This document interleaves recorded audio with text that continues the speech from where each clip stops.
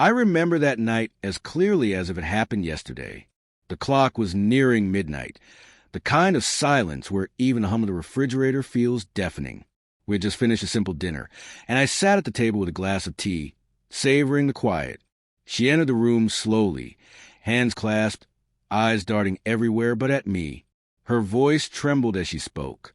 "There's something I need to tell you."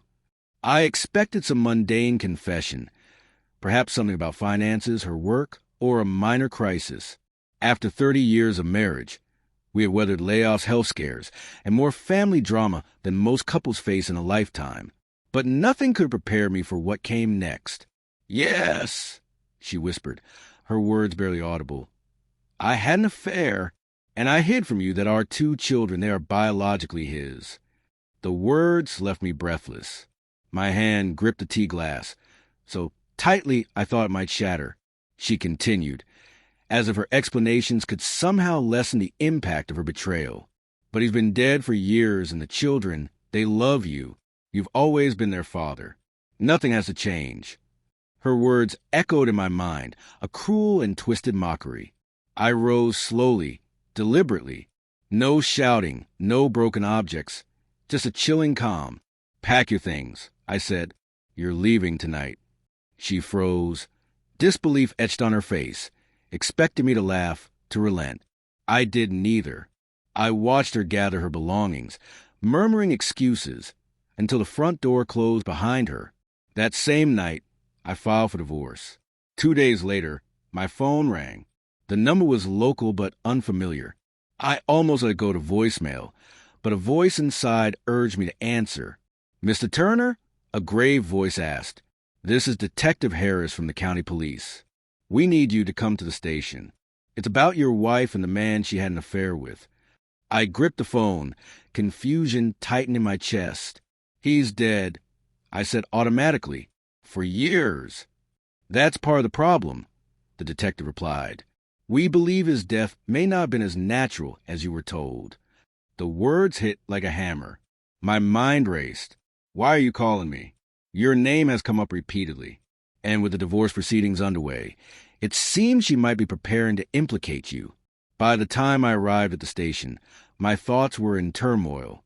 Inside the small interview room, Detective Harris slid a manila folder across the table. Crime scene photos, old police reports, letters written by my wife to her lover decades ago. Some romantic, some venomous toward me. One letter described a plan to be together permanently, to remove me from their lives forever.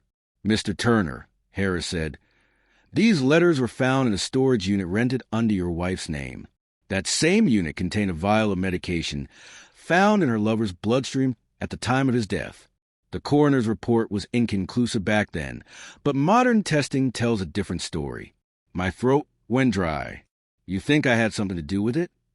"Not exactly," Harris said carefully, "but it's possible she's been framing you all these years. Now that the divorce is underway, she may be ready to act."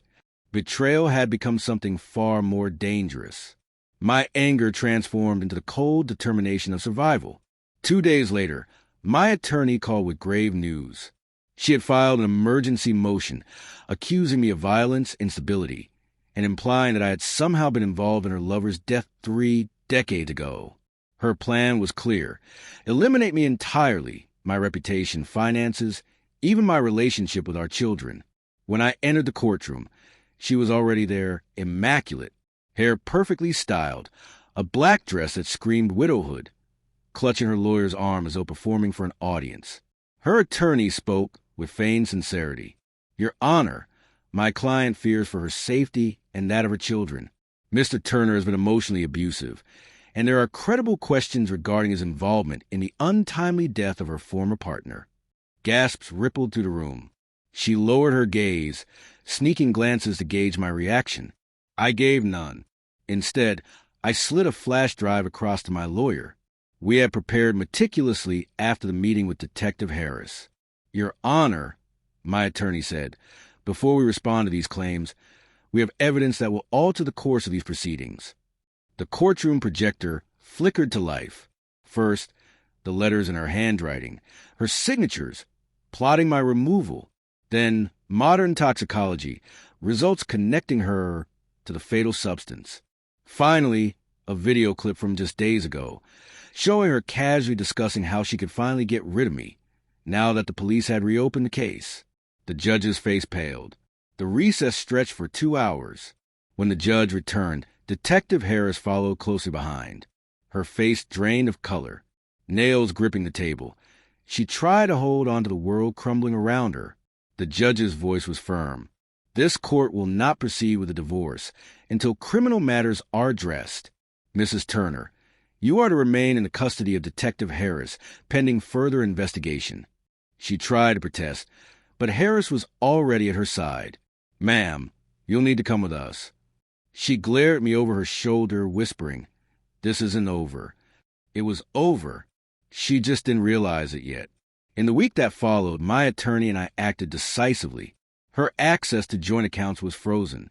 Her assets were scrutinized, potentially for seizure due to the criminal investigation, with her courtroom accusations exposed as false. I filed a civil defamation suit that could strip her of everything. I reached out to our children, explaining the truth calmly, presenting evidence. Shock gave way to understanding. My son muttered, "She's not the woman I thought she was." My daughter cried and hugged me. Next, I contacted her charitable networks. Donors who valued image learned of her investigation for murder and fraud. Her name vanished from every event and website. 2 months later, charges were formal. Attempted murder against me, murder of her lover, and perjury. The woman who had once taunted me now had nothing. No house, no reputation, no freedom. The trial captivated the town. Every seat in the courtroom filled, reporters scribbling, cameras rolling.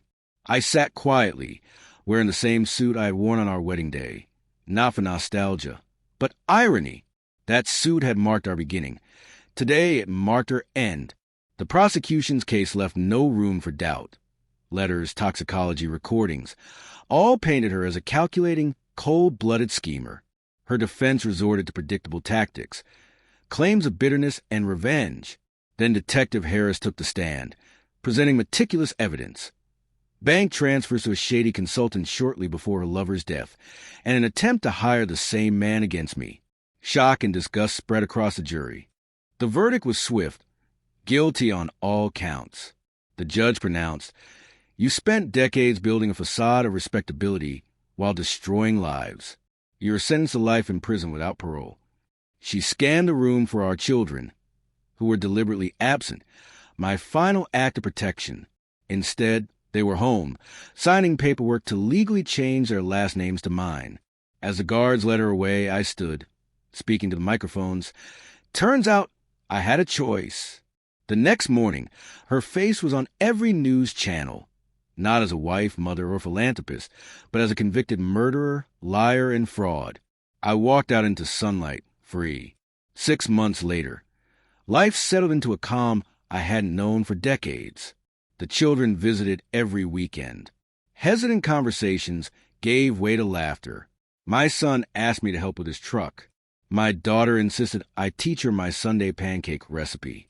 One morning, she set 2 plates down and whispered, "Dad, I know now. You were always the real parent."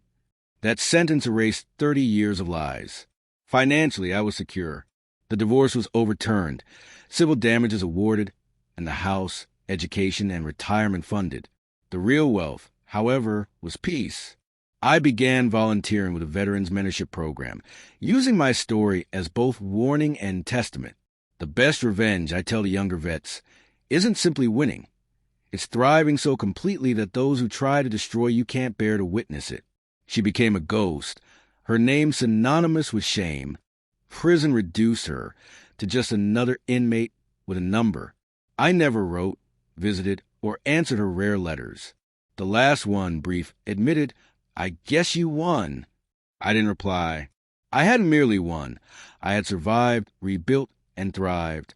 That was a victory she could never take away.